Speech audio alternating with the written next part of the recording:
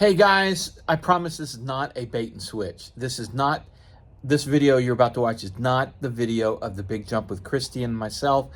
Instead, I was going back because I'm using clips from my very first jump ever, which was in the first days of the channel. So the channel was very, very new.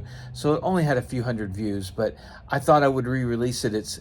It's my jump at Skydive Ferocity outside of Las Vegas a long time ago now. And I was there for work. We were filming a TV show and we were doing a jump for the show. And so I had an actress there and we were doing that kind of stuff. And then I got to go myself. And I thought, you know, with this new channel called Taking Off, that I would film my first jump. And that's what you're about to watch. Now, watch it, enjoy it, and know that I am working hard on this edit. And hopefully we'll have it in a day or two. So stand by. I promise I'm going to get this out. Okay, normally I'm flying an airplane. I'm going to be riding in one and jumping out on this episode of Taking Off. We're here in Overton, Nevada, just outside of Las Vegas, where we're going to be skydiving today. So we're here at Skydive Ferocity, and they're going to take us up. It's going to be a great experience. Come on, let's find out more about the 182 that's used for jumping. Skydiving specifically, the workhorse in the industry is the Cessna 182, which is what we use. Ours is a 1958, highly modified Cessna 182. We extended the wings on it, we extended to the side 4 feet, and we have another additional 6 inches of extension in the front, so it gets a little extra lift. We have speed brakes on it. The door is highly modified so that it's basically tweaked out to get us as fast as possible to jump altitude and back down again and do it again all day long.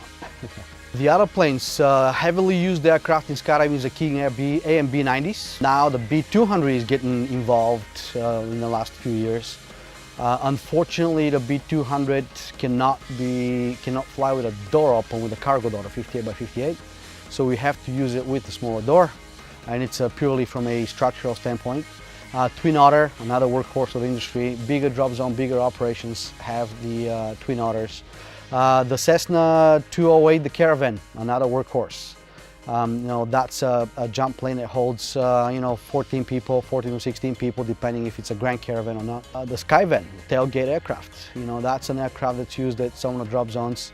CASA, the Sherpa, more for military ops, military training, but some of the drop zones use them as well.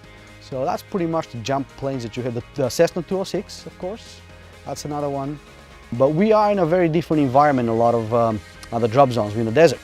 The air is a lot thinner in the summer. Air density altitude gets to about 9,000 feet in the summer because of the 5% of humidity and 125-degree temperatures. So we do have to have some of the modifications done to better, for more efficient workflow throughout the day. In order to fly this thing, I have to have my commercial pilot's license, which I got a couple of years ago through Embry-Riddle Aeronautical University. I did a 4-year degree program over there. And then I needed to get a high performance rating because this engine is 230 horsepower, a little bit more powerful than most single engine Cessna aircraft, so need to have that rating as well. And then in our particular case, they want you to go through a skydive pilot training as well. So I had to go through about 25 hours of skydive training with 50 jump flights before I could get fully signed off to fly this thing. And now here I am flying skydivers every day, 6 days a week. Every time I go up in this thing, I have to wear a parachute, a certified rig, which has to be inspected every 180 days or something like that. Sometimes acts as a nice little cushion on the seat, and hopefully I never have to use it, honestly. What are you guys doing on this jump? Mark and I today, he's working on getting his license so he can jump with other skydivers and that he can jump around the world. Right now we're doing some training so that he can learn to fly safely with other jumpers. So there is an FAA certification for jumping, or is it some other organization? The USPA is what governs our body of jumping. Okay. And we have a progression so that people have enough skills so that they can jump together without endangering themselves or others. Can people jump without this certification solo? They can do it under the means of an instructor. Okay. Going through a progression. Like through what the you're doing USDA. now. Exactly what we're doing right now. We're gonna lean forward to your right knee. There we go, just like that. And then it's gonna be like this. Let's go. Skydive. Now don't worry about your balance on that plane because you're gonna be connected to me, so I'll be in control of it. Okay. Now, we just got off the aircraft. I want you to hold on to the harness just like this, and then you're gonna push your pelvis forward like you're doing the limbo. Yeah, exactly. Perfect, just like that. Now, as soon as we get stable in free fall, tap, tap, you bring the arms out. Now, do me a favor, keep them about 90 degrees like this, nice and relaxed, okay?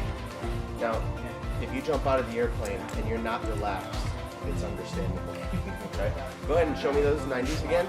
If you're real tense, I'm gonna grab your wrists, give you a little shake. Relax, relax. It's more fun up there if you're nice and relaxed, okay? So we'll play around a little bit. We'll do some turns. I'll point us toward Area 51, the Valley of Fire, Lake Mead. We're gonna see some beautiful stuff up there. Now, after we're done playing around, about 5,000 feet or so, I'm gonna deploy our parachute. I'm gonna make sure everything's working, and the first thing I'm gonna do is hand you the controls. You're in charge of steering that thing too. This is your skydive. We are going to go skydiving.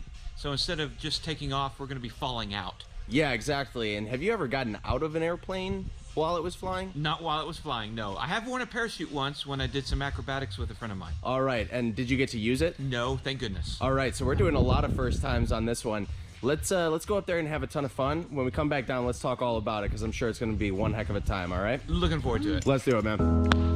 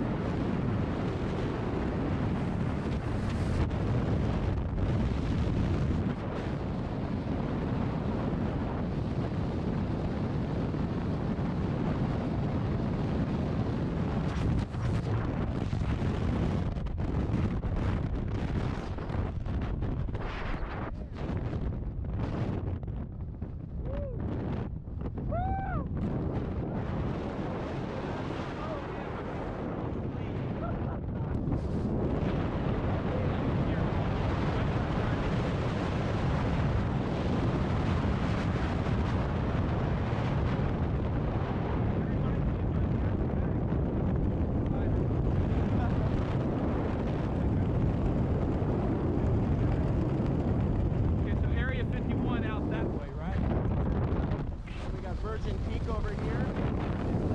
Right here to our right, go ahead and pull on your right a little bit.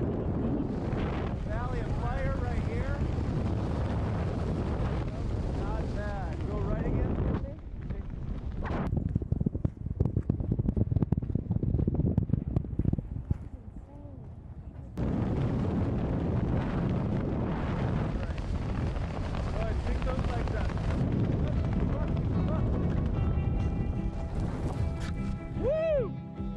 Yeah. You know, is the flight up's the hardest part, but you know, being a pilot, I enjoy just being in an airplane, looking out over Area 51, looking at the Valley of Fire, looking out at Lake Mead. Great views. So there's nothing wrong with spending some time going up in the plane. I'm thinking, you know, I'm just excited. I'm not nervous. Then the door opens. You get that little feeling in your stomach, and then it's, you know, muscle memory of what we've rehearsed, and we get to the door and then we go. And the cold air, man, it was intense. A lot of fun. Whew. What was the most exciting part about that entire experience? Letting go. Just letting go and knowing you're committed. There's no turning back. It's a beautiful That feeling. It is. Awesome Just job. floating. You did incredible. Thanks. Congratulations. Thanks, Welcome Michael. to skydiving.